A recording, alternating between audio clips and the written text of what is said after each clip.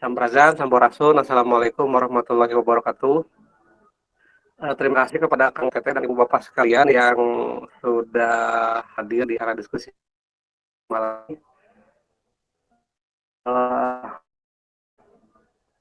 Sesuai yang telah diindahkan malam ini kita akan membahas seputar tubuh ya. Ininya tadi pertanyaannya apa itu tubuh begitu. Nah itulah yang nanti akan kita bahas kan. Kang Rocky nanti akan membahas apa itu tubuh dari mulai mekanisme kerjanya, fungsi-fungsinya dan sebagainya kan begitu. Selama ini kan kita itu kadang gitu ya, bukan kadang kayaknya mungkin sering ya, kita itu terlalu fokus ngebahas di luar tubuh gitu. Baik itu ya misalnya sekarang yang lagi happening apalah ada politik internasional, kalau dari segi politik kalau atau misalnya gosip kan kita senang dengerin gosip kan gitu. Atau misalnya yang di luar ini yang lagi suka suka perihal hal-hal di luar planet, UFO dan sebagainya lah begitu. Sampai orang itu apa excited itu, ya, pokoknya mah semangat gitulah ngebahas hal-hal yang di luar tubuh begitu. Sedangkan tubuhnya sendiri jarang terperhatikan gitu. Bahkan kita tidak tidak mengenal tubuh kita sendiri begitu. Jadi mulai fungsi-fungsinya, kinerjanya dan sebagainya. Sehingga ketika kita ada sesuatu, baik itu permasalahan di dalam tubuh, kita akhirnya yang mengandalkannya kita bertanya kepada orang lain atau misalnya kalau itu adalah bentuknya penyakit dan sebagainya, kita akhirnya meminta orang lain untuk membantu kita untuk menyelesaikan hal itu. Begitu, misalnya penyakit kan ke dokter dan sebagainya itu. Atau misalnya psikis ke psikiater atau hal-hal yang lainnya misalnya inputan-inputan yang sulit dipahami kita nanyanya ke orang yang kita anggap lebih tahu padahal orang tersebut bukan orang yang mengalaminya kan kita yang mengalaminya tapi kita sering menanyakan apa yang kita alami kepada orang lain kan begitu. Nah itulah masalah kita karena kita bingung kan ya karena kenapa kita bingung karena kita tidak mengenal tubuh kita sendiri begitu. Nah makanya hari ini kita akan membahas itu semua. Sehingga ketika kita mengenal tubuh, memahami tubuh, menyadari tubuh, kita bisa menjawab segala pertanyaan, segala permasalahan yang terjadi di dalam tubuh. Gitu. Nah, karena sekarang udah hampir setengah 8, kita langsung saja ya kepada Kang Rocky untuk mengisi acara ini. Karena ini sudah peserta udah 30. Maka Kang, dari saya sekian, maka silakan waktu dan tempat untuk Kang Rocky. Mangga, mangga. Oke, sampurasun pada semuanya. Dilanjutkan itunya ya, belajar menyadari tubuh kita walaupun secara global saja dulu. Sok, coba semua yang hadir, coba dirasakan keberadaan tubuhnya saja dulu. Hadirkan pikiran dan perasaan ke dalam tubuhnya. Itu aja dulu sebelum kita mulai, biar kita lebih fokus, biar kita lebih hadir. Coba hadirkan pikiran dan perasaannya untuk menyadari keberadaan tubuhnya saja dulu. Sok, silahkan. 2 menit aja. Silahkan hadirkan pikiran dan perasaan untuk menyadari keberadaan tubuhnya. Caranya gimana, Kang? Rasakan keberadaan tubuhnya dari kepala sampai kaki. Tuh, ada kan tubuh Anda semua ada? Nah, itulah tubuh kita. Yang akan kita coba bahas kenapa kita diberi tubuh, kenapa tubuhnya begini, ada apa aja sih di dalam tubuh ini, dan untuk apa sebenarnya tubuh ini. Oke, sambil kita semua tetap terus merasakan keberadaan tubuh kita, saya akan coba, ya mungkin tidak akan sangat lengkap ya yang saya bahas. Mungkin karena keterbatasan pengetahuan saya, atau juga keterbatasan waktunya, atau bukan waktu, kesempatannya. Teman-teman sekalian, Kenapa? Pertanyaan besarnya adalah kenapa kita harus eksis di planet ini dengan tubuh yang seperti ini? Kenapa tidak seperti jin misalkan? Kenapa tidak seperti makhluk di dimensi yang lebih tinggi misalkan? Tentu semua karena ketercukupan unsurnya, unsur dan syaratnya. Oke, kita hidup di dimensi yang baru diketahui sampai hari ini itu dimensi 4. Apa itu dimensi 4? Dimensi 4 adalah sebuah ruang yang dibatasi oleh panjang, lebar, tinggi, dan waktu. Itu sampai detik inilah yang dipublikasikan ke publik oleh para ilmuwan gitu ya. Bahwa kita hidup di dimensi 4, yaitu sebuah ruang yang dibatasi oleh panjang, lebar, tinggi, dan waktu. Benar salahnya ya entahlah gitu ya. Dan mungkin saja ada dimensi yang belum diketahui, misalkan di dimensi diagonal dan yang lain-lain. Tapi ya entahlah, biarkan saja. Karena bukan itu yang ingin kita bahas. Tentu tidak mungkin ada sesuatu tanpa tujuan dan tanpa alasan.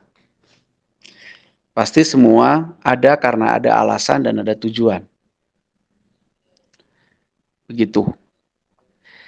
Sebagaimana diketahui bahwa kehidupan, bukan hidup ya, bahwa kehidupan adalah sebuah perjalanan. Tentu perjalanan itu ada start dan ada akhir. Ada alasan dan ada tujuan.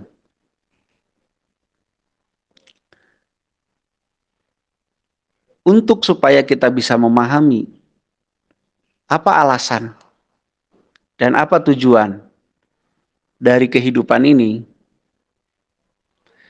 diperlukan sesuatu yang di sesuatu tersebut bisa menyimpan data dan data itu bisa kita akses. Itulah pengetahuan paling otentik karena tidak melewati mulut atau pikiran atau perasaan atau pendapat siapapun kecuali orang tersebut. Nah, untuk itu kemudian untuk bisa eksis di dimensi yang katanya 4 dimensi itu, kemudian untuk bisa eksis di alam materi seperti planet kita dan kehidupan kita ini, maka sang pembuat itu kemudian merancang sebuah sarana atau sebuah kendaraan atau sebuah organisme yang namanya atau yang kita sebut sebagai tubuh atau badan seperti ini. Ada apa aja sih di situ? Tubuh itu kan sebenarnya paling sederhana, di wujud paling sederhananya adalah molekul. Di wujud paling sederhana sebuah tubuh adalah molekul. Nah, molekul ini berikatan dengan molekul-molekul yang lain. Terus berikatan makin kompleks, makin kompleks, makin kompleks, sehingga menyusun sebuah sel. Sel ini pada saat kita masih di dalam rahim kan membelah, bertumbuh, menjadi organ. Organ dengan organ kemudian berikatan, terus menjadi sebuah sistem organ. Sistem organ ini kemudian membentuk sebuah badan. Tapi ada yang lebih menarik daripada sekedar sebuah tampilan physically. Yang menariknya ternyata salah satunya menurut saya adalah bagaimana fisik itu menyimpan data atau membawa data. Tubuh kita membawa data. Datanya apa saja? Pertama adalah ego. Ego sebuah data juga bisa dimaknai sebuah data. Kenapa? Karena itu kecenderungan yang diinstalkan di dalam setiap sel untuk mempertahankan hidup yang ada di tubuh. Kita belum bahas nanti proses pembentukan manusianya ya. Ini kita bahas tubuhnya aja dulu. Nah, ego isinya data. Data yang berisi kecenderungan untuk mempertahankan hidup. Kenapa perlu begitu? Karena tubuh ini perlu tetap hidup untuk menjalankan misi. Misi itu ada tujuan dan ada alasan dan ada tujuan. Makanya tubuh ini harus tetap hidup. Supaya tetap hidup, maka diperlukan kecenderungan untuk mempertahankan hidupnya. Nah, itulah yang namanya ego. Jadi ego itu seperti yang sudah dulu pernah kita bahas, bukanlah sesuatu yang negatif. Ego itu netral. Ego itu hanya kecenderungan untuk mempertahankan hidup. Yang membuat menjadi tidak netral atau disebut negatif, kalau toh ada sebutan negatif, adalah kemudian cara untuk mempertahankan hidupnya. Kadang-kadang berlebihan, kadang-kadang terlalu ekstrim, kadang-kadang terlalu. Dan itu sudah wilayah doktrin atau ajaran. Oke, itu data pertama yang ada di tubuh, yang namanya ego. Data kedua yang ada di tubuh ternyata adalah memori, yang berbentuk sebuah peristiwa atau kejadian. Memori di dalam tubuh dari mulai sebut aja bayi janin gitu, itu sebenarnya masih termemori di dalam otak kita. Di dalam tubuh, di dalam sel masih termemori. Cuman kan masalahnya bagaimana menampilkan atau menghidupkan kembali memori itu. Nah, dari memori-memori ini, kita bisa belajar banyak. Kita bisa membaca banyak.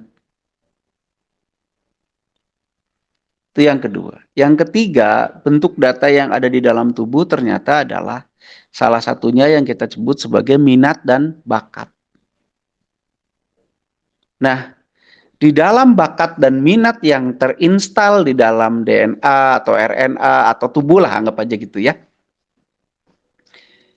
Itu kita bisa menganalisa, kita bisa melihat, kita bisa menyimpulkan bahwa tubuh ini dibuat untuk alasan apa. Begitu. Jadi dari data yang berupa minat dan bakat itu, kita bisa menyimpulkan atau kita bisa menarik benang merah bahwa tubuh ini, perangkat yang namanya tubuh ini, kemungkinan besar dibuat untuk tujuan apa. Caranya bagaimana mengekstraksi minat dan bakat ini? Cara yang paling efektif, memang kita harus bisa membacanya sendiri di dalam tubuh, di dalam rekap DNA dan RNA-nya. Atau yang sering orang sebut blueprint-nya. Itu paling otentik memang. Tapi memang sekaligus paling rumit. Nah, cara yang kedua adalah dengan cara kita memperhatikan betul-betul kecenderungan yang ada di dalam jiwa kita atau di dalam alam pikir kita dan alam tubuh kita. Apa yang paling membuat kita merasa hidup pada saat melakukannya? Kalau anak zaman sekarang mah passion gitu ya. Apa yang betul-betul tubuh ini mudah sangat pelajari. Karena ada orang yang belajar, misalkan orang yang passionnya musik, dia jadi mudah belajar musik. Dan gitu. Dan seterusnya. Dan cara yang ketiga adalah dengan memperhatikan tubuh ini selama kehidupannya melewati alur apa saja. Makin banyak alur yang sejenis yang dilewati, kemungkinan besar tubuh ini memang dibuat untuk melakukan itu. Nah, karena tubuh memiliki mekanisme atau bukan mekanisme, data yang namanya ego, data yang namanya memori, dan data yang namanya kecenderungan atau minat bakat itu, terutama di kecenderungan minat bakat, kita akhirnya bisa tahu tujuan tubuh ini diadakan. Sebagai sarana apa? Tentu sarana untuk melakonkan blueprintnya, melakonkan tugasnya di dalam ajang kehidupan di planet ini. Misal kalau orang memang blueprintnya atau maaf minat bakatnya isinya bertani, bercocok tanam, maka kemungkinan besar dia punya tugas berkait dengan pangan di planet ini. Tidak harus jadi petani, mungkin jadi pengelola pertanian, mungkin jadi apa, tapi yang berhubungannya dengan pangan. Nah, itulah tugas dia dalam kehidupan. Itulah lakonnya, itulah peran utamanya. Bukan berarti nggak boleh yang lain-lain, boleh, tapi peran utamanya itu. Nah, apa pentingnya? Pentingnya adalah pada saat kita hidup atau kita menjalani kehidupan sudah mengetahui perannya, maka kita sudah seolah-olah sudah tahu mapnya kita mau ngapain. Kita mau kemana, mau ngapain, mau berbuat apa, dan seterusnya. Dalam menjalani kehidupan ini. Dan setiap orang punya identitas sendiri secara tugas. Artinya mungkin aja ada bidang yang sama, tapi tentu punya otentifikasi masing-masing. Gitu. Kalau begitu, tubuh betul-betul adalah sebuah sarana untuk kita menjalankan peran kita di planet ini. Karena tubuh adalah sebuah sarana, maka dia harus diperlakukan sebagai sarana. Nah, ini yang saya lihat atau saya perhatikan masih banyak yang kurang paham nih antara kita ini. Maaf, bukan berarti tubuh tidak boleh dijaga, justru harus dijaga. Bukan tidak boleh dirawat, justru harus dirawat. Tapi jangan lupa, tubuh itu adalah sarana untuk kita melakonkan tugas-tugas kehidupan kita yang tugas-tugas itu tersemat di dalam tubuh itu sendiri. Dalam bentuk minat bakat lah gitu. Jadi karena tubuh itu sarana, maka satu, dia harus digembleng supaya dia betul-betul bisa menjadi sarana. Bukan malah naon namanya bahasa Sunda mah dinang-naneng di naon ya dimanjain. Tubuh itu bukan harus dimanjain, diturutin segala kemauannya, tidak. Ingat, tubuh ini sarana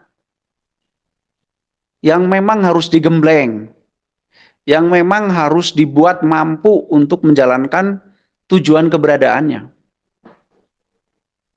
Kita belum ngomongin who am I ya, kita baru ngomongin tubuh. Yang tubuh adalah sebuah sarana untuk melakonkan sesuatu. Makanya setelah kita tahu lakon kita, gemblenglah tubuh itu supaya lakon itu bisa dipraktekkan. Jadi silahkan rawat tubuh bagus, karena ego menuntut itu. Tapi jangan lupa, tubuh ini adalah sarana. Maka gembleng tubuh ini sebisa-bisanya. Gembleng tubuh ini sekeras-kerasnya. Gembleng tubuh ini seedan-edannya gitulah.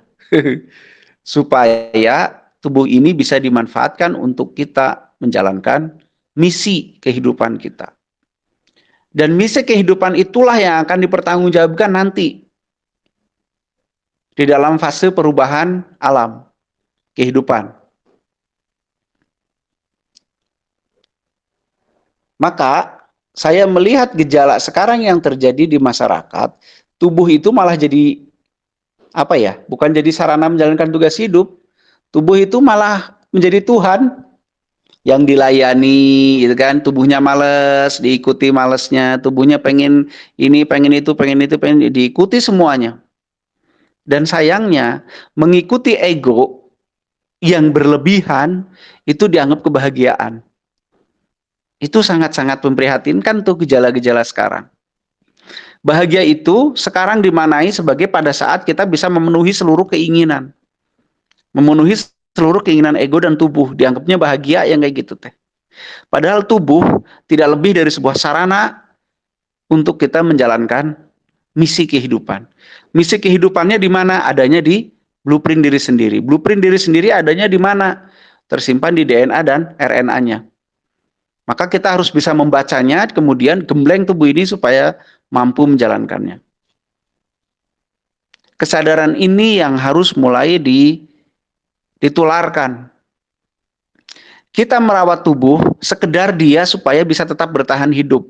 Makanya ada seorang tokoh dari masa lalu yang mengatakan kurang lebih makanlah hanya sekedar untuk menegakkan tulang punggung.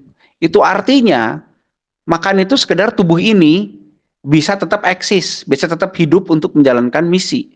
Bukan makanlah untuk cari kesenangan, bukan makanlah untuk rekreasi, bukan makanlah untuk nimbun lemak atau apa kayak gitu, tapi makanlah sekedar untuk menegakkan tulang punggung. Maksudnya bukan ngirit, maksudnya adalah makan itu berfungsi kepada tubuh supaya tubuh ini tetap bisa menopang dirinya untuk menjalankan misinya. Jadi makan sekarang kan makan udah jadi rekreasi. Makan itu sudah menjadi hiburan, bukan lagi apa yang dibutuhkan tubuh, tapi yang kesenangan kan ujung-ujungnya. Nah, ini memprihatinkan. Karena orang kemudian disetir oleh tubuhnya, bukan lagi menyetir tubuhnya, malah disetir oleh tubuhnya. Hidup sekedar untuk menjadi pelayan tubuh. Makanya kerjanya cari makan, cari kesenangan, dan bereproduksi. Terus kayak gitu muter-muter. Cari makan, cari kesenangan, bereproduksi. Cari makan, cari kesenangan, bereproduksi. Terus. Dan itu memang tuntutan ego. Lupa bahwa tubuh ini sarana untuk menjalankan misi dalam kehidupan. Lupa digembleng. Malah sakit sedikit aja, aduh atit. Ya gitu. Gemes deh kalau orang ngeliatnya kayak gitu. Oke. Jadi, satu, tubuh adalah kumpulan dari molekular yang berkumpul menjadi sel, berkumpul lagi menjadi organ. Ini ya garis besarnya ya, berkumpul lagi menjadi sistem organ dan menjadi tubuh. Nanti kalau detailnya silahkan baca sendirilah di Google, sudah banyak. Terus kemudian tubuh ini ada supaya kita bisa eksis di planet kita yang katanya dimensinya 4 sampai hari ini. Dimensi itu apa sih? Orang sering ngomong dimensi jin, dimensi ini, dimensi. Dimensi adalah ruang yang dibatasi oleh sesuatu. Apa batasnya kalau dimensi kita? Ya panjang, lebar, tinggi, dan waktu. Makanya disebut dimensi 4. Nanti dimensi 2, ada gambarkan dimensi 2. Ya cuman apa? Panjang, lebar doang. Jadi nggak ada ruang digambarkan. Nah gitu. Dimensi jin gimana? Dimensi berapa? Dan seterusnya. Ya itu mah nantilah kita bahas. Oke. Tubuh ini adalah syarat supaya kita bisa eksis di dimensi 4 yang baru diketahui oleh ilmuwan, dimensi 4 di planet ini. Ya bentuknya seperti ini. Di dalam tubuh ada beberapa data. Satu ego, yang kedua memori, yang ketiga minat bakat itu. Nah dari data minat bakat itu kita bisa mencari tahu kita atau tubuh ini yang kita dapat ini itu sarana untuk melakukan apa? Cara mengetahuinya, pertama memang bisa kita baca dari DNA dan RNA, tapi itu rumit. Yang kedua, kita bisa mengetahui dari passion kita atau minat bakat kita. Yang ketiga, kita bisa mengetahui dari cek alur kehidupan kita dari kecil sampai sekarang. Paling banyak kita nyemplung di bab apa? Kalau kita sudah tahu, kita harus menggembleng tubuh ini supaya betul-betul kita bisa pakai untuk mempraktekkan tugas hidup tersebut. Jadi sekali lagi ya, tubuh ini tuh sarana, tubuh ini tuh bukan Tuhan. Tubuh ini tuh bukan apa ya? Bukan yang harus ngontrol kita. Tubuh ini tuh hanya sarana, mari gembleng. Setakar kebek gitu kan kalau bahasa Sundanya. Mati-matian, gembleng tubuh ini. Karena dia hanya sarana. Nggak istimewa tubuh ini, cangkang ini tuh nggak istimewa. Maksudnya nggak istimewa itu, dia adalah sarana kita. Jadi sok digembleng gitu loh. Jangan malah dijadiin ratu bagi kita, enggak. Tubuh ini tuh sarana. Nah, pengetahuan tubuh adalah sarana ini yang harus kita mulai tularkan kemana-mana. Karena dari pihak sana, dari pihak di luar kita, sudah mati-matian mengajarkan bahwa tubuh ini adalah sesuatu yang harus dilayani. Lihat saja silakan di TV-TV. Di artis-artis lah. Karena corong-corong mereka kan bukan artis maaf ya. Corong mereka itu para apa namanya tuh orang-orang kaya tuh. Orang-orang kaya lagi. Selebritis. Lihat tubuh mereka betapa dilayani, tubuh mereka dimanjakan dan seterusnya. Ya memang mereka buat cari duit sih. Cari duit untuk apa? Untuk merawat tubuh lagi. Ya muter-muter di situ gitu. Tapi mereka berhasil mengaburkan perhatian kita dari tubuh itu adalah sarana. Maka mari kita gembleng. Nah, cara menggembleng tubuh ini pertama adalah dengan menyadarinya. Karena dengan menyadarinya kita jadi tahu hal-hal yang tadi, kita jadi tahu ego. Maka nanti setelah kita tahu ego, kita bisa mengendalikannya. Kemudian kita tahu nanti informasi-informasi yang terekam di dalam tubuh sebagai memori. Nanti kita jadi bisa belajar. Terus kita tahu nanti kecenderungan-kecenderungan tubuh kita dan yang lain-lain. Sehingga kita jadi tahu, oh arah tujuan hidup saya mau kemana. Saya harus melakukan apa, di bidang apa, dan seterusnya. Setelah itu gembleng tubuh Anda. Untuk semua itu terjadi. Karena itu yang akan kita pertanggungjawabkan nanti. Begitu. Jadi sekali lagi, tidak ada lagi waktunya memanjakan tubuh, tidak ada. Tubuh itu gemblengeun. Tubuh itu ibarat mobil itu kendaraan.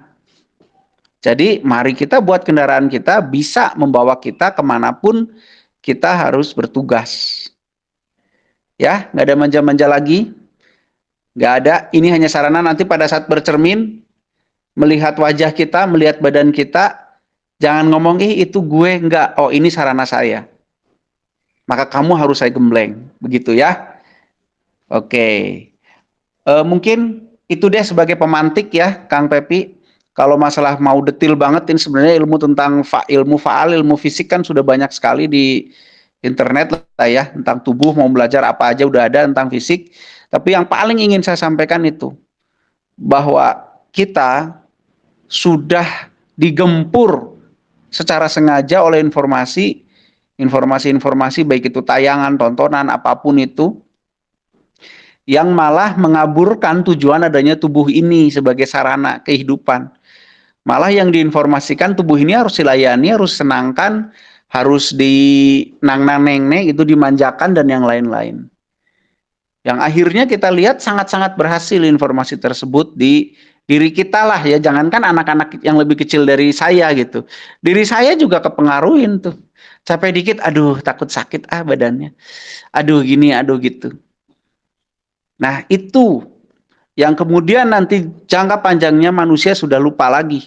Sudah lupa bahwa tujuan hidup Anda ada di dalam tubuh itu. Akhirnya apa yang terjadi? Semua orang didoktrin oleh satu orang atau satu kelompok. Jadi satu orang akhirnya atau semua orang akhirnya melakukan hal yang sama yang dianggap sebagai pengabdian kepada Tuhannya. Padahal setiap tubuh itu identik tujuan lahirnya itu dengan dirinya sendiri. Walaupun babnya mungkin sama, ada bab kesehatan, bab apa sama, tapi pasti akan berbeda secara perilaku. Karena kemampuan orang itu berbeda-beda. Nah ini sangat berbahaya kalau kita sadari, tapi kan kita nggak jarang sadar, jadi ya gitulah.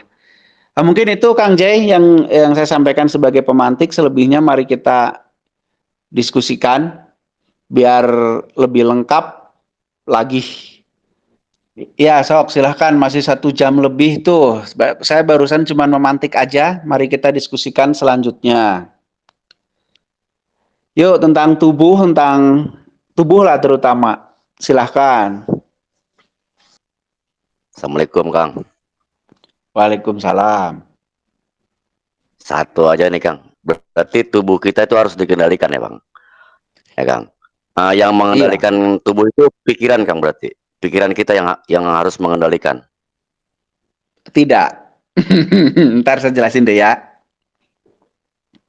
Oke, Kang, I'm sorry ya, barusan ya. Oke, siap, siap, siap. Oke, begini. Kang, ya Kang, NTB. Oke, begini, Kang, I'm sorry. Tubuh harus dikendalikan, yes, harus dikendalikan. Terus siapa yang mengendalikan tubuh? Yang mengendalikan tubuh, ya yang memakainya. Siapa yang memakai tubuh? Ya saya atau kita, saya. Nah, siapa saya? Saya dulu pernah jelaskan sih sebenarnya bahwa manusia itu terdiri dari dua unsur besar. Pertama unsur fisik, yang kedua unsur non-fisik. Unsur fisik terbagi menjadi 3 unsur besar lagi, yaitu listriknya, kemudian softwarenya, dan casingnya. Unsur non-fisik salah satunya adalah kesadaran dan ada akal. Pikiran itu adalah hasil dari kinerja otak yang bernama berpikir. Berpikir adalah proses di mana kita menganalisis data dengan logika. Jadi kalau pikiran itu mengendalikan tubuh, ya nanti tidak begitu tepat gitu. Jadi yang kita mengendalikan tubuh dengan apa? Ya dengan pikiran juga, dengan akal juga. Gitu. Bedanya pikiran dengan akal bagaimana? Menurut saya, ini menurut saya loh ya. Bisa saja ada yang berbeda pendapat. Akal adalah gabungan dari 3 unsur. Apa itu? Pertama adalah logika, yaitu pikiran tadi hasilnya atau berpikir. Yang kedua adalah intuisi. Yang ketiga adalah nurani. Jadi kita mengendalikan tubuh itu dengan ketiga unsur ini. Logika, intuisi, dan nurani.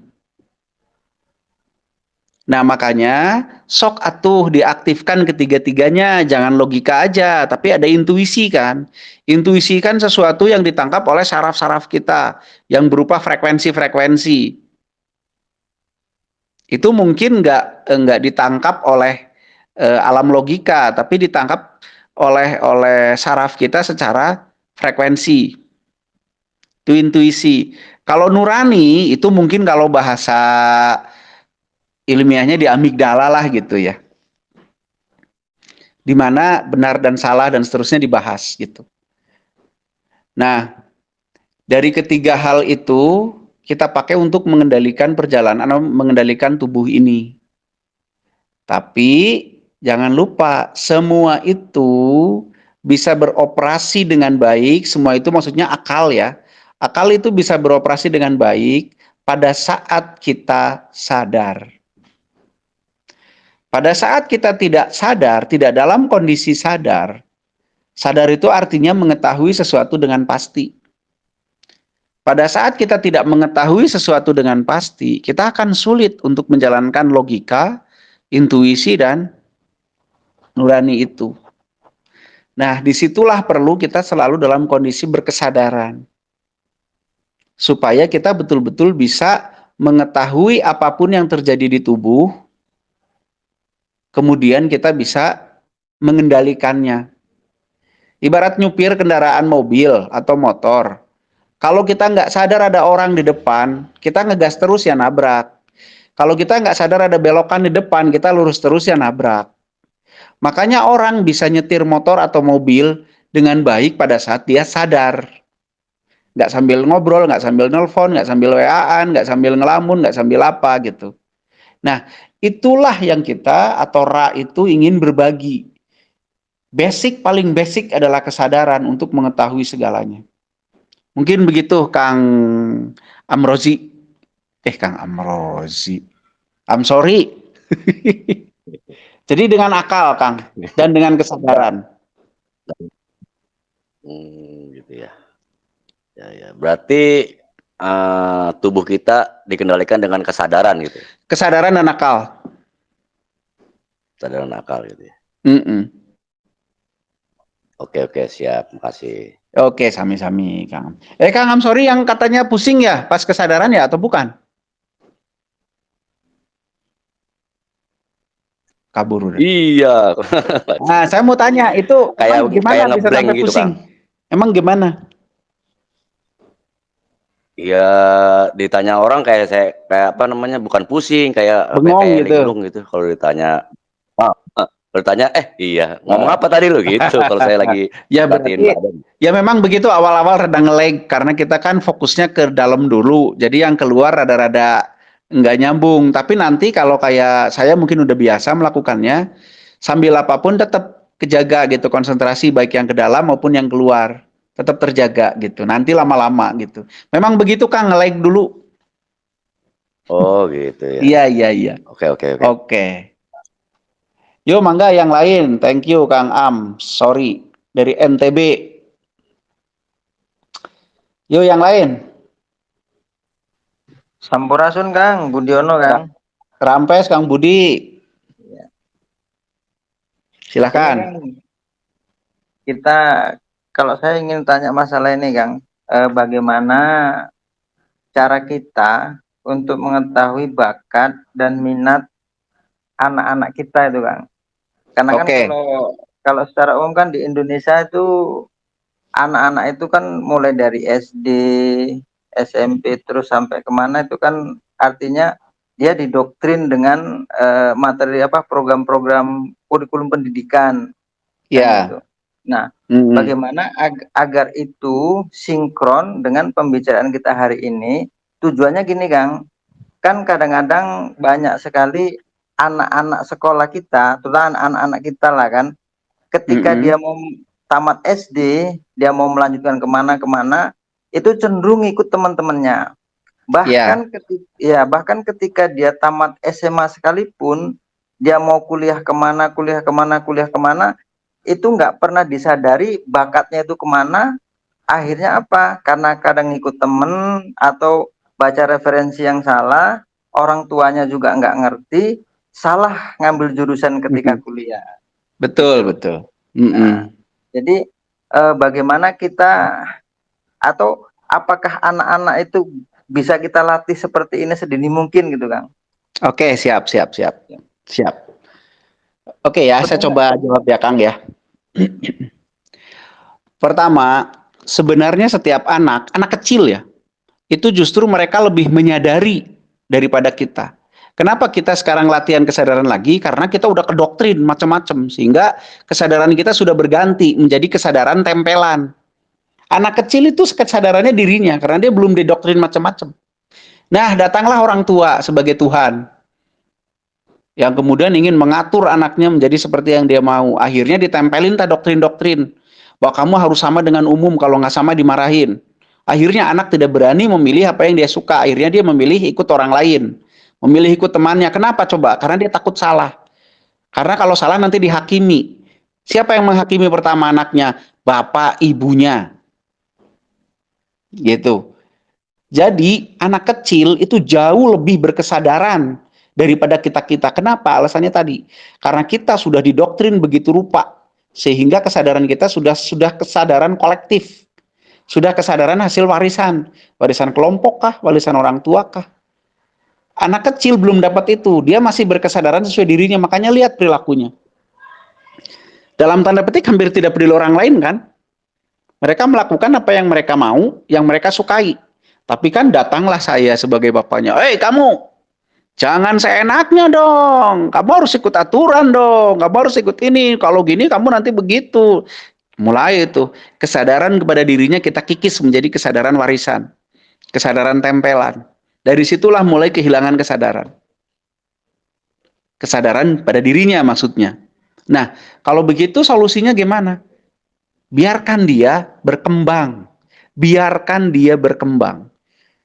Nggak usah dicawe-cawe, nggak usah diatur-atur. Kita tuh hanya memberikan sarana. Terus kalau di sekolah kan harus gini, kalau di sekolah kan harus sama Kang, gimana? Yang saya lakukan pada anak saya begini. Kamu saya sekolahkan, cuman sekedar kamu biar mengerti kehidupan sosialmu begini. Kamu tidak saya tuntut apa-apa. Gitu loh. Nah, dan sekolah itu bukan segala-galanya buat kamu. Pada saat anak saya maunya apa, terserah. Maunya apa, hayu saya dorong, gitu. Dan saya tanamkan sekolah itu bukanlah apa ya, kalau zaman sekarang mah jadi jalan kesuksesan lah gitu. Enggak. Bahkan saya sering tawarkan ke anak-anak saya, udah bosan belum? Kalau sekolah udah bosan, udah keluar aja gitu. Tapi anak saya masih mau sekolah, udah seneng, banyak temen, ya silahkan. Gitu. Nah, jadi kalau bagaimana biar anak kita ketahuan minat bakatnya, kita perhatikan dengan objektif. Maksudnya jangan dinilai, jangan menilai, jangan wah ini salah, ini tidak baik, ini buruk. Enggak, biarkan dia tampil. Saya perhatikan anak tampil ngapain gitu. Anak saya ada yang sukanya baca, ada yang sukanya ngegambar, ada disuruh baca nggak mau gitu. Ya berarti kurang lebih oh ini anak kecenderungannya kelihatannya ke situ. Ya sudah, tinggal ditanya kamu maunya apa. Dan tugas kita memberi sarana pada mereka, bukan mengatur, bukan mengarahkan. Masalah di sekolah nanti kita beri pemahaman pada mereka. Karena memang aturan sekolah mah begini, tapi kamu mah punya kebebasan. Cuman kan orang tua juga kadang-kadang ya kalau anaknya terlihat dinilai bodoh oleh sekolah, apa namanya tuh gengsi juga. Akhirnya ya gitu. Memaksa anak supaya sama dengan orang lain. Akhirnya ya gitu. Ciri anak sudah takut untuk merdeka adalah dia mengikuti orang lain. Gitu. Tanamkan pada diri anak bahwa kamu adalah kamu. Masalah menghormati orang lain, iya hormati, sebatas menghormati. Tapi kamu ya kamu gitu. Jadi dari kecil biarkan dia berekspresi, mengeluarkan semuanya tanpa kita atur, tanpa kita batasi. Dalam arti ya kita tetap menjaganya supaya tidak misalkan abong-abong dia senang terjun dari lantai 3, ya jangan dulu gitu. Nah, artinya kita melihatnya dari situ, Kang. Kita lihat bagaimana dia berekspresi, bagaimana dia berkegiatan, berperilaku dan yang lain-lain. Dan justru kita harus belajar ke dia bagaimana dia fokus dengan dirinya. Kalau kita kan udah lebih fokus pada lingkungan karena takut dianggap begini, takut dianggap begitu. Kalau anak-anak kan enggak, dia fokus dengan dirinya. Dia dia berlaku sesuai dengan apa yang dia sukai. Kalau kita berlaku sesuai dengan yang orang lain sukai kan gitu. Bedanya gitu. Nah, yang konslet yang mana? Kita yang konslet mah yang udah tua. Kenapa? Karena kita hidup untuk orang lain. Bukan hidup untuk tugas hidup kita gitu. Nah, itu mulai yuk kita pelajari dikit-dikit sehingga kita bisa menghormati kehidupan sosial, kita hormati. Tapi kita juga punya misi pribadi yang harus betul-betul dipraktekkan gitu. Yang nanti itu akan dipertanggungjawabkan di kehidupan, kalau ya sesi kehidupan selanjutnya lah gitu. Yang namanya amal. Amal itu kan kelakuan, perilaku. Perilaku. Apa yang diperilakukan, apa yang dilakukan.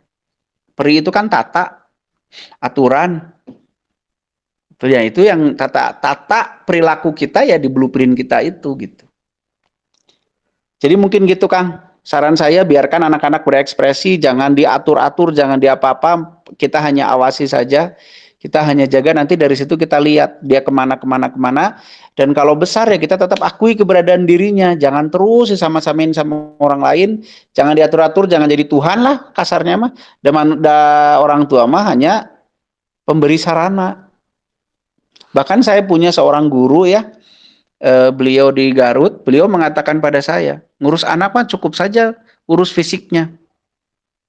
Kata beliau begitu. Urus fisiknya, kasih makan yang baik, kasih tempat tinggal yang baik, kasih tempat tidur yang baik gitu ya, fisiknya. Batinnya biar dia berkembang, belajar dari alur hidupnya sendiri, dan kita harus sabar dengan itu. Jangan belum sudah, jangan begitu, harus begini. Enggak, biar dia belajar dari alur hidupnya. Begitu, Kang, mungkin. Siap, Kang, siap. Sabar ya, Kang ya. Sabar banget ya. Nyambung biar diskusi ya, Kang. Oh iya dong. Ini Kang, kalau istilahnya kalau kita mengamati anak-anak kita kan istilahnya ada fase-fasenya kan, ketika dia masih kanak-kanak beneran, bagaimana kita mengamati, bagaimana kecenderungan keinginannya, bahkan sampai ketika kita memberi mainan pun kalau salah ya akan mempengaruhi mentalnya ke depan kan. Misalnya kalau Betul. anak-anak laki-laki tapi sering kita kasih apa mainan masak-masakan atau pakaian, nanti kecenderungannya malah lain kan gitu. Nah, Ya, tapi chef kebanyakan laki-laki loh sekarang. itulah kan. Makanya ketika nanti dia SMP, kebetulan kan anak saya kan 2 perempuan semua, itu saya masukin ke pesantren, Kang. Jadi memang pengawasan kalau orang tua itu ya paling sesekali lah mengawasi, yang full di situ kan dia bergaul sama teman-temannya, bahkan sistem pendidikan di pesantrennya gitu. Iya. Maksud saya inginnya itu mau saya elaborasi dengan sistem-sistem yang sudah baku di pendidikan, kemudian saya elaborasi dengan pengetahuan-pengetahuan yang semacam ini. Karena kan Ya, bisa. banyak juga Sangat bisa. sebenarnya kan banyak juga seminar-seminar bahkan yang keikutannya itu mahal-mahal hanya untuk mengarahkan minat dan bakat anak agar kedepannya tidak salah untuk masa depannya. Iya, Itu, Kang. betul. Nah, sangat bisa loh ini diajarkan pada anak. Tapi memang kemudian kita harus memberitahu anak juga, dia harus menghormati. Dia harus menghormati apa yang di luar dirinya dengan tidak kehilangan siapa dirinya. Kalau saya ke anak begitu. Dia tetap dong harus menghormati di luar dirinya, kesepakatan-kesepakatan yang ada di luar dirinya gitu kan. Entah itu di sekolah, entah itu di rumah tangga, atau entah itu di masyarakat, kan dia tetap juga harus menghormati itu. Tapi dengan tidak kehilangan siapa aslinya kamu gitu. Kalau memang dia suka main gitar, misalkan suka nyanyi, ya soklah belajar nyanyi. Tanpa apa namanya, lupa. Misalkan dia harus mikirin matematika pada saat sekolah gitu kan ya. Tapi kalau kita punya kemampuan untuk pokoknya push anak hanya sekedar belajar nyanyi gitu, ya nggak masalah juga sih. Cuman kan masalahnya, bukan masalah, persoalannya saat kita menempatkan anak kita di lingkungan umum gitu kan ya Kang ya. Di lingkungan umum, tapi bagaimana caranya dia masih tetap bisa berkembang sesuai dengan blueprintnya kan begitu. Yang saya lakukan begitu, anak saya biarkan dia untuk merdeka, tapi saya ajarkan juga atau saya beritahu juga untuk menghormati. Tapi nanti kan jiwanya akan belajar. Apa yang dia pilih, itu tanggung jawab dia. Nah, kita harus berani sampai di situ memang. Untuk betul-betul menjaga blueprint yang ada di tubuhnya. Biar nggak terkontaminasi oleh ajaran-ajaran umum. Begitu. Kalau gini Kang, mungkin Kang punya pengalaman kan. Saya itu kan ke anak tuh pengennya nggak hanya istilahnya nggak hanya sebatas sebagai seorang ayah kan gitu. Kepingin juga bisa menjadi temannya, sahabatnya. Artinya ketika anak itu punya masalah atau menghadapi masalah-masalah dalam kehidupannya, dia itu istilahnya nggak sungkan curhat ke bapaknya atau curhat ke ayahnya. Kalau anak-anak itu kan biasanya paling nggak mau kalau punya masalah itu cerita sama bapaknya. Dia lebih senang cerita ke teman-temannya, gitu kan. Yeah. Jadi membangun komunikasi itu memang kalau sudah masuk ke hal-hal yang justru pribadi, anak-anak itu sangat protektif tuh Kang. Bahkan ketika dia punya HP, ketika sudah punya medsos sendiri, itu justru di fast food itu. Bapaknya Ya, nggak boleh terus tahu. maunya Akang gimana? Maunya Akang jangan di password gitu? Ya, istilahnya gini loh Kang. Ya, kita pinginnya anak tuh jangan terlalu protektif, pinginnya terbangun komunikasi gitu loh Kang, antara Oke. istilahnya sebenarnya tujuannya kepedulian kita terhadap anak itu aja sih Kang. Oke. Pertama yang jadi masalah adalah yaitu kita sok peduli itu. Kebetulan anak-anak saya kalau ada apa-apa justru ngadunya ke saya, ngomongnya ke saya gitu. Kenapa? Satu, pertama, orang akan mencari jawaban di sumber yang dia anggap bisa memberi solusi, bukan menambah masalah. Itu hati-hati tuh dengan kalimat saya ini. Kenapa anak saya atau kenapa anak kita kalau ada masalah, anggap aja dia menghadapi persoalan, dia nanyanya ke orang lain. Satu, kita nggak kredibel di depan dia. Kita dianggap bodoh, kita dianggap tidak bisa. Itu pertama. Yang kedua, sering-seringnya orang tua bukan memberi solusi, malah mendatangkan masalah baru. Itu sering-seringnya. Dengan ceramah panjang lebar gitu. Dan seterusnya. Nah, tapi dari sisi orang tua, ini itu dari sisi anak. Siapapun secara insting, kalau mereka punya persoalan, pasti akan datangin orang yang dianggap mampu. Itu pasti. Yang kedua, yang tidak nambah masalah. Jadi kalau ingin anak kita punya persoalan datang ke kita, ya kita harus menunjukkan kepada anak kita bahwa kita adalah orang yang punya kemampuan, satu, yang kedua solutif, bukan nambah masalah. Itu dari sisi anak.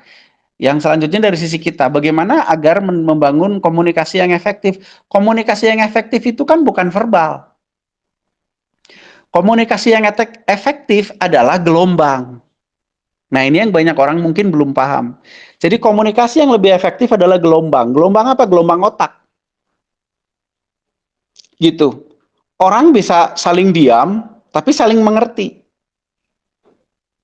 Contoh, kalau kita ngelihat orang sedih, nggak perlu kan dia ngomong, aku lagi sedih. Cukup dengan ngelihat raut mukanya mungkin, dengan gelombang otaknya yang kita rasakan, oh dia lagi sedih. Kita bisa tahu. Daripada orang yang bercerita panjang lebar, ujung-ujungnya naon sih, ngomong apa sih gitu kadang-kadang ya. Nah jadi kalau ingin membangun sebuah komunikasi yang efektif, coba deh kita lihat lagi apa sih yang ada di dalam otak kita, pikiran-pikirannya, perasaan-perasaannya. Kalau kita ingin betul-betul menjadi teman, benar nggak di otak kita adalah teman, dia adalah teman kita? Benar nggak begitu? Atau itu hanya kamuflase untuk menutupi keinginan yang besar? Nah, dari sekarang saran saya kepada kita semua, pada diri saya sendiri, kalau betul-betul anak kita ingin deket sama kita, benar nggak kita deket sama dia di hati kita? Deketnya versinya versi siapa? Versi kita atau versi dia?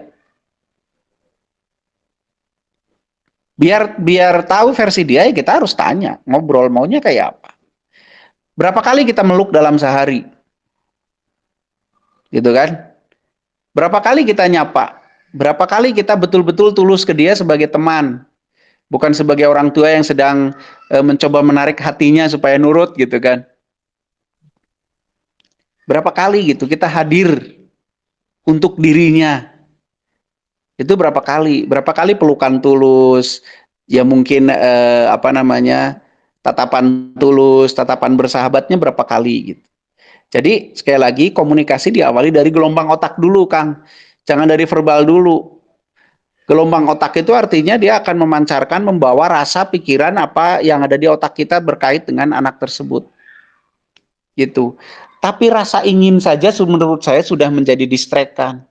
Makanya nggak usah ada rasa ingin deh kalau saran saya mah. Lakukan saja sebagaimana mestinya. Jadi nggak usah ada rasa ingin. Lakukan saja sebagaimana mestinya. Kalau memang menurut kita mestinya orang tua dengan anak itu bisa menjadi teman, ya lakukan saja pada saat kita lihat dia punya persoalan, kita datangi sebagai teman. Nggak usah punya keinginan apa-apa. Kalau suatu hari menurut kita kita harus tampil juga sebagai pelindung pada saat anak kita merasa tertekan, ya tampillah sebagai pelindung yang bijaksana. Nggak usah punya keinginan macam-macam, karena keinginan itu justru nanti menjadi mendistract secara gelombang otak gitu. Nah, akal bulus kita atau keinginan-keinginan kita yang nanti akan diterima oleh anak justru. Malah anak akan di dalam alam bawah sadarnya, anak menilai bahwa kita nggak tulus gitu. Nah gitu, hati-hati. Jadi pertama dari sudut pandang anak, dia pasti mendatangi orang yang menurut dia kredibel. Yang kedua, yang tidak akan mendatangkan masalah baru. Ya kalau masalah nyaman apa dan seterusnya, yaitu di masalah mendatangkan masalah baru. Terus selanjutnya dari sudut pandang kita memang kita mencoba belajar mulai dari gelombang otak kita dulu. Yang kita vibrasikan itu apa gitu. Nah, kalau masalah gelombang otak berarti kan masalah apa yang ada di dalam otak tuh. Apa yang ada di dalam otak kita sebenarnya gitu. Nah, itu harus kita kontrol benar-benar. Harus kita ketahui benar-benar. Gitu Kang, mungkin ya. Ya, Kang. Berawal dari situ aja dulu, nanti kesananya jalan, berawal dari situ. Jadi kita harus cek benar-benar apa yang ada di otak kita gitu. Sebagai vibrasi. Nambah satu lagi, Kang, boleh, Kang? Boleh. Iya. Kang, kalau misalkan inilah, Kang, blueprint kita, apakah bisa kita cari jejaknya misalnya dari fingerprint kita atau garis-garis tangan kita. Ini bukan soal ramal-ramal ya Kang, maksudnya Iya, iya, betul, apa, betul, betul. apakah jejak blueprint itu bisa dibaca itu? Karena kan banyak juga buku-buku yang kita baca di Gramedia lah yang membahas Iya, iya. tentang bagaimana mengetahui bakat anak ini itu melalui fingerprintnya, garis tangannya gitu. Kalau pandangan Akang gimana tuh Kang? Ya jujur karena saya tidak menguasai bidang itu, saya nggak tahu. Tapi selama pengalaman saya sih nggak kayak gitu gitu. Tapi bukan berarti itu salah gitu ya. Tapi menurut saya lebih efektif kan kalau kita membaca garis tangan, membaca itu kita dikasih tahu sama orang kan ya. Betul nggak? Betul Kang. Betul Kang, Nah, paling nggak baca buku lah. kan baca buku tuh artinya juga kan kita dikasih tahu sama orang lewat buku. Iya, Kalau betul. menurut saya lebih cenderung untuk baca sendiri gitu loh. Lewat apa? Yang paling mudah itu memperhatikan alur hidup kita dari kecil sampai sekarang. Kita tuh kecemplungnya di bidang apa? Nanti tuh banyak loh, ada yang dominan. Memang kan macam-macam hidup kita tuh, pengalaman macam-macam, tapi ada yang dominan dan senada. Misalkan di bidang olahraga terus gitu, atau di bidang masyarakat atau di bidang apa terus gitu. Nah, itu perhatikan dari situ. Dari alur hidup kita itu yang paling mudah. Daripada kita diberitahu oleh orang lain yang dia tidak mengalami apa-apa tentang hidup kita gitu. Menurut saya sih begitu, walaupun menanya ke orang lain juga boleh sebagai salah satu referensi, misalkan ya sidik jari gitu. Saya sih nggak tahu sih ilmunya sih yang kayak gitu-gitu. Yang saya lakukan selama ini ya dari DNA, dari alur hidup, dari minat bakat itu. Itu yang saya pakai untuk mengetahui anggap aja tugas hidup saya apa gitu. Itu pengalaman saya begitu. Siap, siap. Atur nuhun Kang. Ilmunya. Sami. Sok mangga yang lain. Ingat ya, tubuh hanyalah sebuah sarana. Mari digembleng, jangan diikutin aja. Hayang ngebul, diturutan ngebul. Ya, saya sebagai Dewan Galaksi memperhatikan tadi bahasannya itu. Kang Rocky, seandainya satu di antara sekian banyaknya organ tubuh kita itu misalnya rusak atau bahkan dioperasi gitu, berarti Iya. kinerja fasilitas tubuh ini berkurang. Betul. Itu berefek dengan energi yang dihasilkan oleh tubuh tadi untuk Bisa berefek. Jadi 100%-nya orang yang belum dioperasi mungkin gitu ya. Sama 100%-nya yang sudah dioperasi mungkin beda gitu. Mungkin itu juga.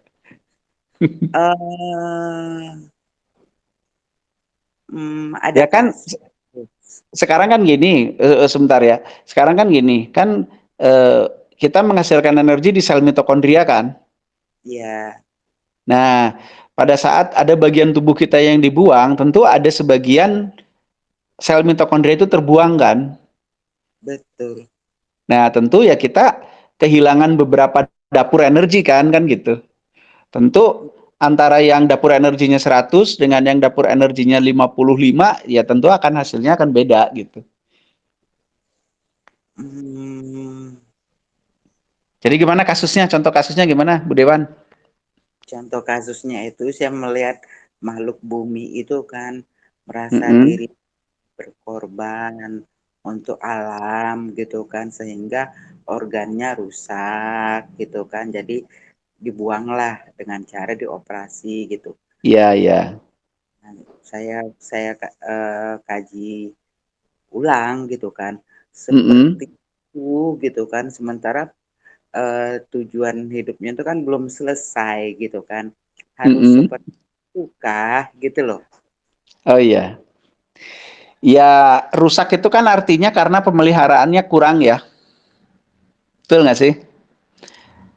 Itu pemikiran saya seperti itu.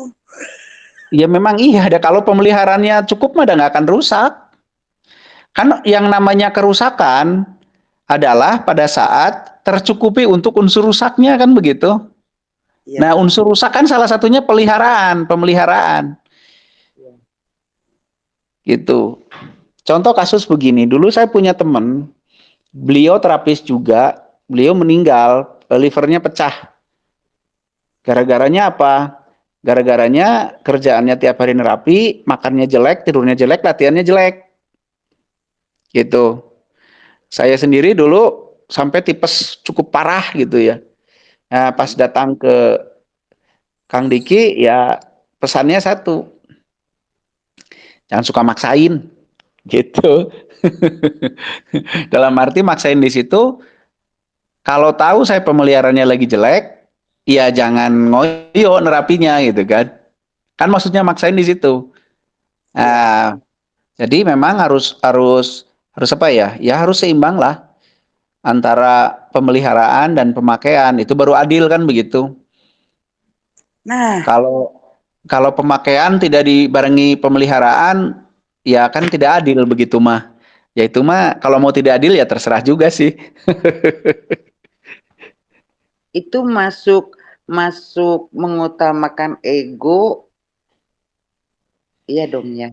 Iya dong. Iya, mungkin bukan ego tapi nafsu ya. Kenapsu ya? Iya, nafsu. Karena ego kan justru mempertahankan hidup kecenderungannya. Kalau merusak hidup ya nafsu, udah. Maaf, di tetangga Hmm. itu yang ego itu termasuk nafsu. Maaf, di tetangga seperti itu. Ya memang, jadi nafsu itu kan gini, nafsu itu kan kejawantah ego yang sudah menjadi keinginan, itu jadi nafsu. Gitu. Kayak contoh gini, kita punya kecenderungan untuk mempertahankan hidup lewat makan kan. Betul nggak? Iya. Tapi kalau sudah makan itu udah inginnya yang macam-macam, ingin yang seger, ingin yang pedas, ingin yang ini, itu sudah nafsu. Padahal awalnya dari ego kan. Dari ego kecenderungan untuk mempertahankan hidup dengan cara makan. Tapi udah jadi ingin makan yang ini itu, nah itu sudah nafsu, sudah bukan ego lagi.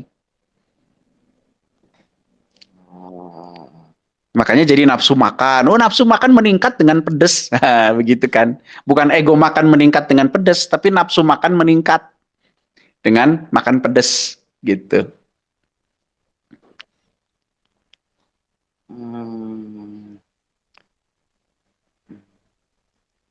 Jadi saran saya, yang namanya ingin mengabdi sih bagus, tapi jangan terjebak kepada zolim, kepada diri sendiri.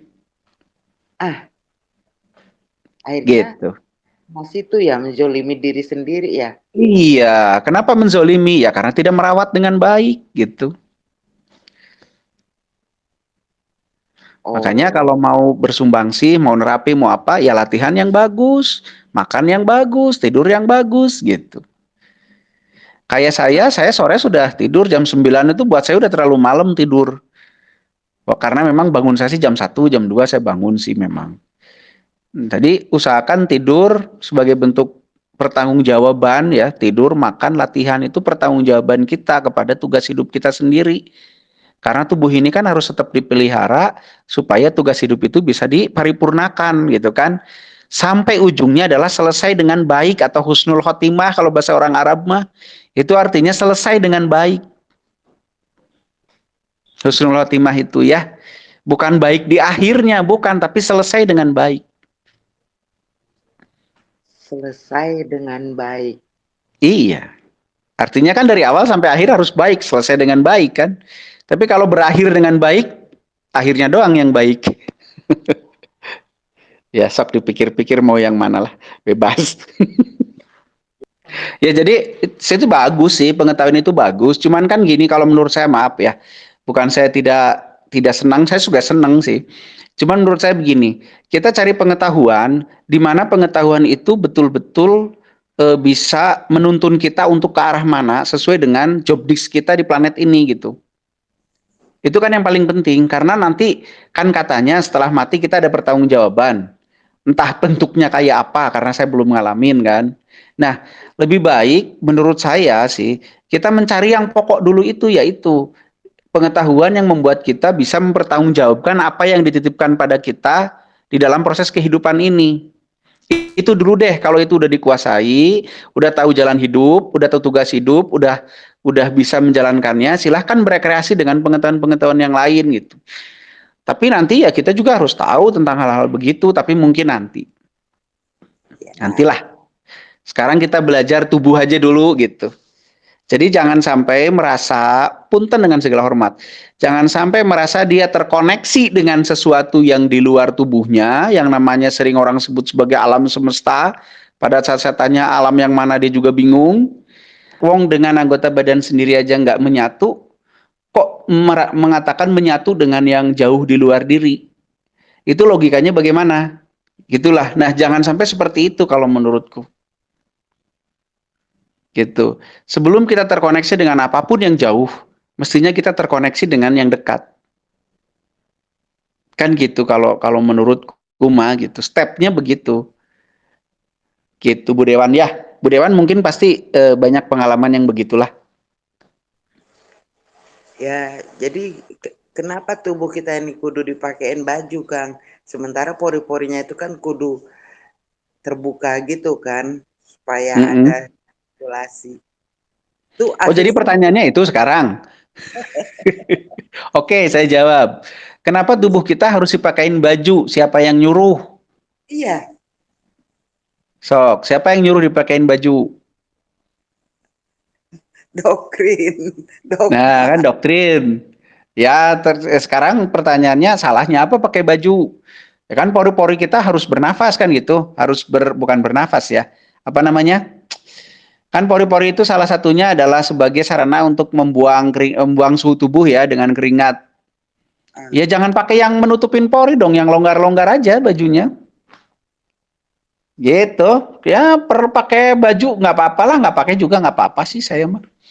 Tapi saya mah mau pakai aja ah. Belum siap.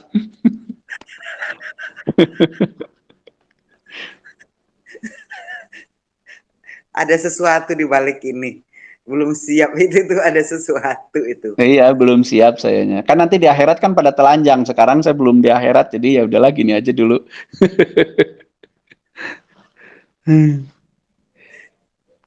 Yuk, apalagi sok, mangga. Sesuatu gitu loh, Kang. Udah cukup saya cukup. Ayolah yang Yuk, yang lain. Halo, Ya, halo. Sampara. Gimana Kang Doni? Anaknya masih dikeselin nggak? Alhamdulillah enggak, ya sabar syukur. aja lah. Jalannya aja. Iyalah, sabar aja. Iya. Iya. Bagus, bagus. Gini Kang, aku mau ini apa? Mau tanya.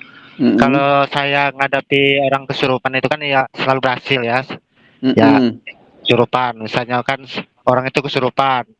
Saya niatkan kan badai api atau laser ungu kan. Nah, efeknya kan pasti dia mual kan? Iya.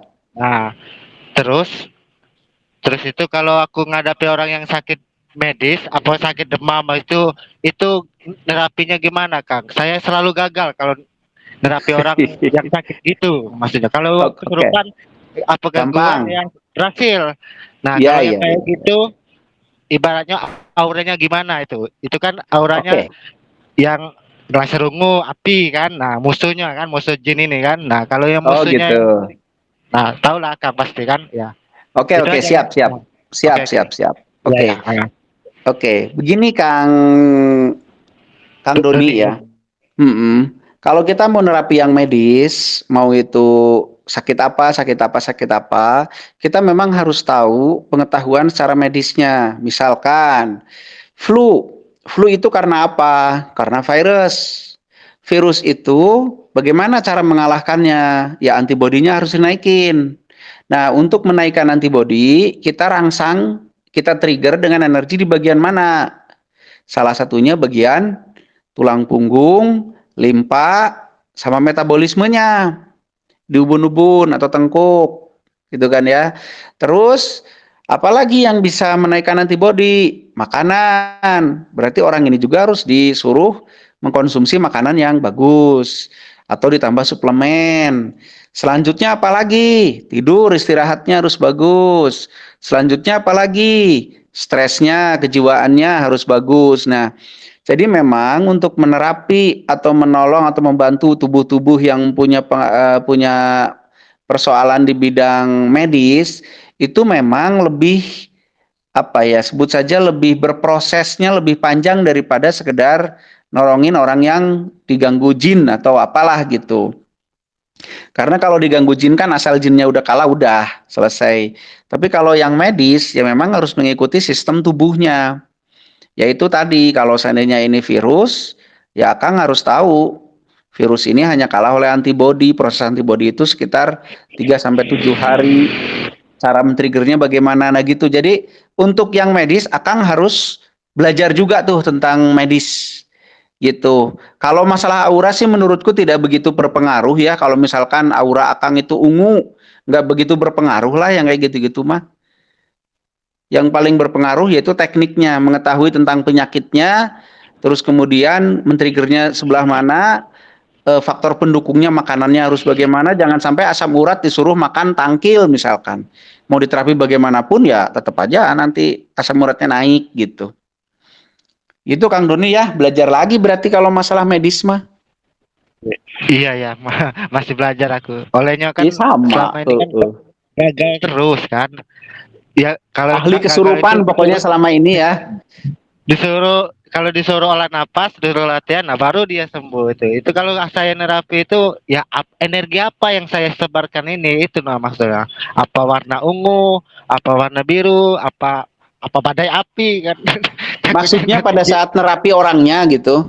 Iya, Nah, maksudnya pada saat nerapi orangnya, settingan iya, energinya ya iya, tergantung penyakitnya. Makanya, misalkan oh, penyakit dia flu, ya iya, niatin untuk meningkatkan antibodi gitu. oh, Tapi kalau misalkan penyakit dia cancer, kanker, ya misalkan di situ untuk anti kanker atau nanti untuk pemulih DNA, nah jadi gitu-gitu. jadi tangan kita tuh tempeli aja, rasakan hawa panas gitu, kayak gitu kan. Tempelkan saja, terus disetting untuk men-trigger tubuh orang sesuai dengan permasalahannya gitu. Oh, nggak pakai warna-warna, Cak. Kita Nggak perlu hanya lah, nggak perlu warna-warna, bulao lah. kayak ngadepin surupan kan laser ungu kan, jadi ada laser di tangan kita, kita mayangin kan. Nah, kayak gitu enak Oh ya. gitu, itu diajarin sama siapa? Ada keluar laser ungu Kang, mani keren banget. Ya ada lah, ya HI juga dulunya. Oh gitu, Ya, ya. Ya ya, kalau tapi yang terapi fisik sih nggak perlu kayak gitu, nggak perlu. Kalau fisik mah. ya, iya ya, cukup yang Mm-mm. untuk yang non medis deh ya. Iya itu mah untuk non medis kali ya. Ya, ya olehnya ini apa udah berefek juga bagi pasien mual-mual gitu. Nah, Hamil jangan-jangan mual-mual tuh. enggak yang mual ini lanang kok. Lihat muka kita jadi mual gitu ya. Oh, ya ya. Oh, kalau iya iya Kang. Ah, Oke, sip. ya. Sip. Paham. Oke. Yuk, mangga. Mangga. Yuk yang lain. Silahkan, ayo ada waktu 15 menit lagi segera mungkin. Jadi kalau belum ada sekali lagi ya, poinnya adalah tubuh itu hanya sekedar sarana kita untuk menjalankan misi kehidupan kita. Misi kehidupan kita tersimpan di dalam tubuh kita, di dalam blueprint kita. Nah, kalau susah mencermati blueprint kita di dalam tubuh, cermati alur hidup kita saja dari kecil sampai dewasa. Kita itu lebih dominan berada di situasi kayak apa, di bab apa, di hal apa. Itu mungkin salah satunya. Yang kedua, cermati minat bakat kita. Nanti sambungkan tuh antara minat bakat dan alur hidup kita. Sambungkan. Nanti kalau udah ketemu, praktekkan. Apakah kita merasa bahagia dengan itu? Bahagia itu bukan senang ya. Bahagia itu bukan senang, bukan suka. Bahagia itu adalah damai, netral. Jadi biasa-biasa aja gitu. Itu bahagia. Atau kalau bahasa saya, merasa lebih hidup gitu. Pada saat kita melakukan hal tersebut, merasa lebih hidup gitu. Itu sok, ayo mangga yang lain. Kang, saya Yuk. nanya Kang. Ya mangga. Nah itu cara ada latihan khususnya nggak Kang untuk bisa ada latihan kesadaran ini. Yang tadi merasakan seluruh tubuhnya dulu dan seterusnya. Nanti kan setelah kita bisa merasakan tubuh kita yang kasarnya, nanti kita merasakan lebih detail, merasakan organnya, merasakan nanti sampai bisa merasakan DNA-nya, RNA-nya dan seterusnya. Nah, Itu itu latihannya cara itu. latihannya tuh gimana? Saya ada ketinggalan soalnya tadi tuh ikut ini gabungnya. Oh gitu ya. Oke, latihannya gini, Kang. Jadi Akang nanti merasakan keberadaan tubuhnya aja dulu di semua kegiatan Akang, sambil berkegiatan sambil apa, rasakan secara terus-menerus keberadaan tubuh Akang aja dulu. Nah, nanti kan bertahap. Kalau tubuhnya udah bisa terasa, nanti kita bisa lebih detail lagi. Gitu ya. Tapi sekarang rasakan keberadaan tubuhnya aja dulu di semua kegiatan. Sambil ngobrol kayak gini sekarang, rasakan Ya. keberadaan tubuhnya. Sambil makan, sambil apa aja selain tidur. Itu Ya, aja ya. dulu. Ya. Oh ya. Mungkin Nanti kita ada olah kenapa? napas gerakan gitu Kang. Nggak perlu olah nafas, nggak perlu. Nggak perlu. Oke. Siap. Oke. Sip, Oke. semangat. Ya.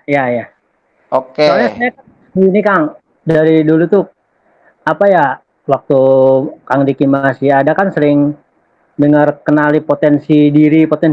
Nah, berhubung saya itu ya istilahnya jarang lah latihan gitu ya Kang, jangan ikut latihan gitu. Lah istilahnya ketinggalan materi lah gitu. Pas tahu-taunya ke Ya sini ini, jadi baru ya ini kita sedang menyurju ke sana, mengenali iya. potensi diri. Nah, ada kayak gini. Oh, jadi latihan tuh gimana sih? Dari dulu tuh memang bertanya-tanya ke siapa habis soalnya udah buntu loh gitu Kang.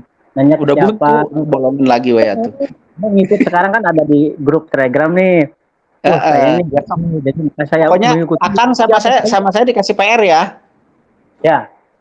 PR-nya itu merasakan keberadaan tubuh dari kepala sampai kaki secara global saja dulu. Keberadaannya saja dulu, dirasakan keberadaan tubuh sambil melakukan semua kegiatan. Mau sambil ngobrol, mau sambil apa, tetap kita merasakan keberadaan tubuhnya aja dulu.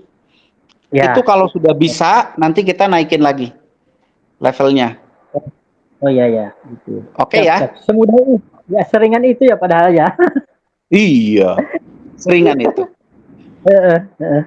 Oke. Oke, sip. Yuk, mangga yang lain. Kang ini Kang mau entah itu ini bentuknya pertanyaan atau apa. Cuman tadi kan Akang bilang untuk mengendalikan itu intinya akal dan kesadaran. Ya. Terus yang memvibrasikan gelombang otak, merasakan frekuensi itu, apakah itu juga dari melatih kesadaran itu kita bisa mengetahuinya kan? Sarah ada paham kumasi kuma.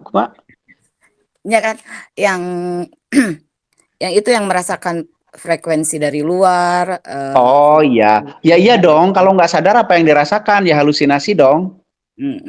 Ya jadi intinya apa yang kita latih itu adalah memang modal awal untuk bisa. Modal awal. Begini deh, kita mengaku merasakan gelombang dari alam semesta. Kita mengaku begitu. Saya mau nanya, merasakan itu kan ada alatnya, betul nggak? Betul. Nah, alatnya aja nggak disadari keberadaannya, terus kok rasanya bisa disadari? Itu bagaimana hitung-hitungannya? Iya, betul. Seperti Iya, kan? halnya kita sering kan dulu sewaktu guru kita ada kan di transfer energi A, B, C, D. Nah, kalau kita tidak mengetahui si bentuk atau rasa energi itu, bagaimana kita bisa mengaplikasikannya ya Kang ya? Ya faktanya gini, saya sendiri ditransfer software lari cepat, ditransfer software ini ada yang jalan kagak tuh sampai hari ini. Apakah Kang Diki yang salah transfer? Enggak, saya yang tidak mengerti, tidak mengetahui, tidak memahami gitu kan, dan kemampuannya akhirnya nggak cukup. Akhirnya ya tercukupi unsurnya untuk tidak jalan kan begitu. Betul. Begitulah contohnya mungkin ya, itu mas saya we dan lain mata jauh. Ya mungkin ini udah jam 9, kita ini aja kali ya. Kalau yang ada yang masih nanya nggak? Kalau nggak nanti kita simpulkan. Sok, satu lagi lah yang ingin kita dengar. Ya nih Kang Popi biasanya suka ada apa pengalaman atau pertanyaan. Sekarang Tahu diam-diam Kang dulu. Popi. Maaf, Kang, saya mau bertanya. Mangga. Kalau waktu-waktu awal ya Kang bilang mau apa itu suruh merasakan, kok saya sering ngantuk ya. Bagus atuh. Ngantuk Iya. banget. Pas udah sesi-sesi jam sekitar jam berapa? 10 menitan, gak tahu perapat baru nggak Seger nggak lagi. ya. Heeh. Ya memang itu efek dari begini. Kan memang kita memang pada umumnya orang-orang tuh jarang untuk konsentrasi ya. Otak itu biasanya lebih terbiasa mikirin sana sini gitu kan. Pada saat dia terkonsentrasi, mulai terkonsentrasi, aktivitas kelistrikan di otak mulai fokus, bisa dua hal yang mengefeknya. Pertama, bisa jadi tegang, otot pundaknya kerasa tegang nggak Teteh? Iya sih agak tegang. Mungkin Nah, karena pada saat lelah. otot pundaknya tegang, efeknya akhirnya mengganggu sirkulasi oksigen ke otak. Akhirnya ngantuk. Begitu sih. Ya, soalnya sudah beberapa kali nyimak nyimak waktu yang minggu-minggu kemarin kok gitu ngantuk gitu Mm-mm. kaleng-kaleng kadang kaleng-kaleng. Iya, itu karena tegang otot pundak sama otot Oh, leher. iya. Mm-mm. Hmm, Gimana dirutinkan nggak menyadari tubuhnya Teh sepanjang hari? ya kadang-kadang. Hebat. Lanjutkan ya. Iya, Lanjutkan. tapi kalau Terus lagi apa sakit yang sudah ditemui selama ini? Apa yang sudah ditemui pada saat proses merasakan tubuh? ya banyak denyut-denyutan, kadang Nah, yang seringnya denyut-denyut. keleyang-keleyang gitu. Nah, itu kenapa keleyang-keleyangnya kenapa katanya? Ya belum nemu, belum Oh, nemu jadi nanti jawabannya. nanti pas keleyengan sambil duduk coba rasakan si keleyengannya itu biasanya nanti terasa tuh ada yang tegang atau ada yang apa gitu nanti jadi teteh nggak perlu tiba-tiba harus langsung ke dokter tapi teteh sudah punya diagnosa sendiri oh kemungkinan saya ini misalkan tekanan darah lagi naik atau kebanyakan makan ini atau misalkan tegang atau misalkan apa nah itu teteh udah punya diagnosa sendiri nah kalau udah punya diagnosa coba dituruti tuh diagnosa oh ternyata harus ditidurkan dulu atau oh ternyata harus minum air oh ternyata harus apa ikuti aja dulu perintah tubuh itu nah nanti hasilnya bagaimana silahkan disaksikan sendiri nah itu salah satu efek dari teteh merasakan tubuh tuh nanti jadi BPJS nggak terlalu kepake lah gitu. Ya memang saya mah bukan jarang nggak pernah ke dokter kalau nggak parah-parah amat. Ya iyalah kesenangan dokter dikunjungin terus. Memang dari kecil mah emang suka bukan jarang sih tara-tara ke dokter we gitu. Tayina janten dokternya lira we. Ku iya ku latihan iya nya. Alhamdulillah gitu. Iya Kalau apalagi saya iya mah sering olah napas perut keseringan jadi nggak terlalu itu nggak terlalu mopoknya. mohon. Sok atuh lajengkeun sing hebat atuh. Hatur nuhun Kang walaranana. Sami-sami Ibu Siti Sri ding. Oh Siti.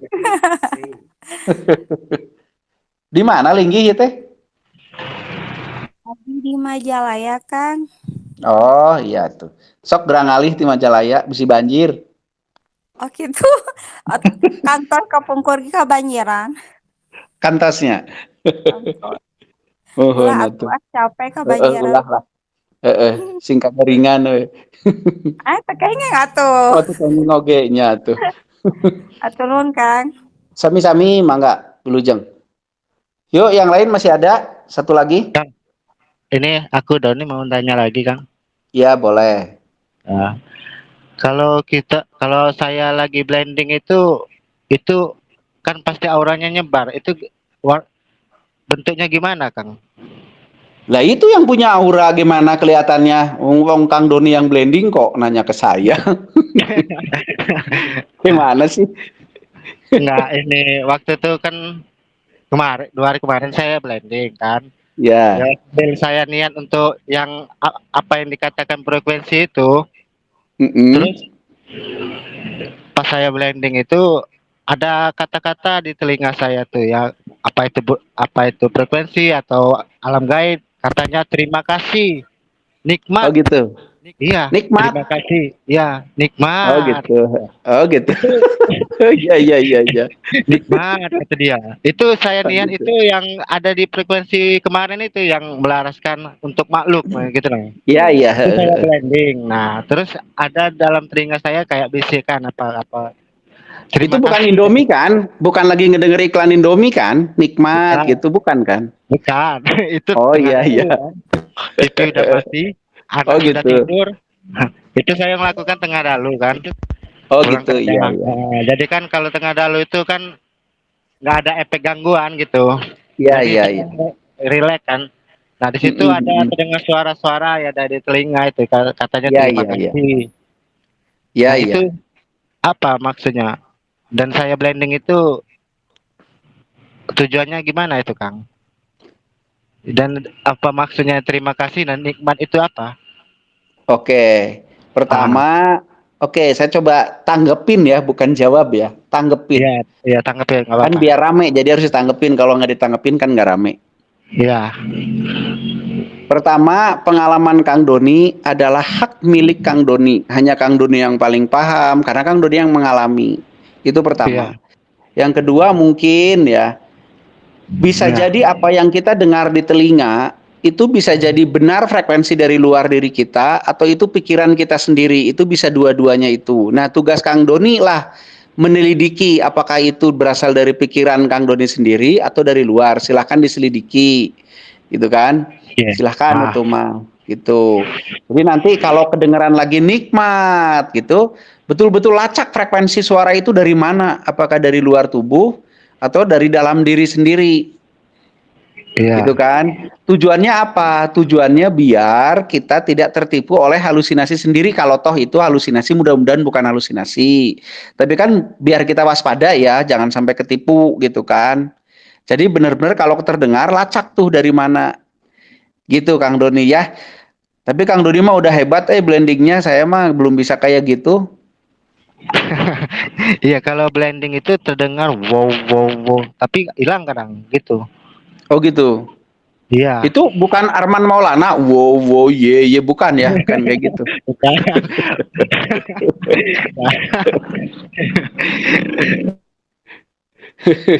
Hebat hebat hebat. Tapi walaupun Dulu Kang Doni sudah hebat, saran saya tetap waspada ya. Walaupun Kang Doni sudah hebat, saran saya tetap waspada. Cara waspadanya apa? Perhatikan semua yang Kang Doni rasakan saat blending. Perhatikan betul-betul. Sampai Kang Doni mengetahui dengan pasti, oh apa ini sebenarnya gitu ya. Oke? Oke Kang, ya makanya jangan Oke. dibilang hebat lah Kang.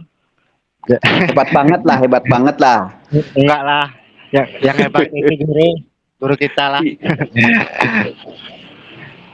Ya, Oke, intinya perhatiin aja ya. Apa-apa yang Kang Doni temukan, perhatikan. Terus perhatikan, oke? iya Kang. Ah, makanya saya tuh Oke.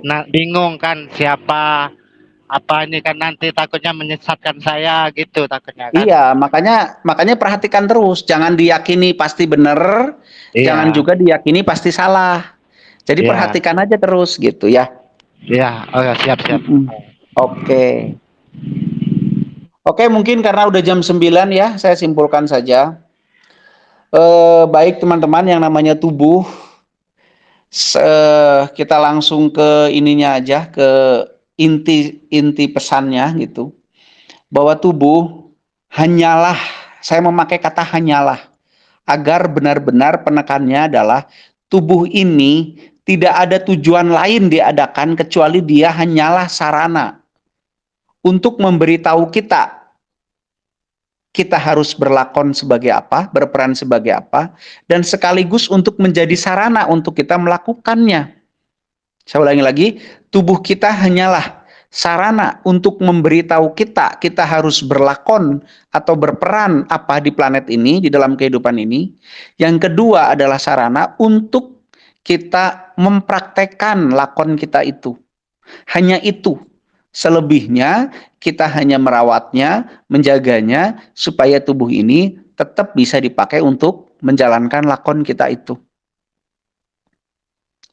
Begitu. Jadi cakupan perawatannya itu.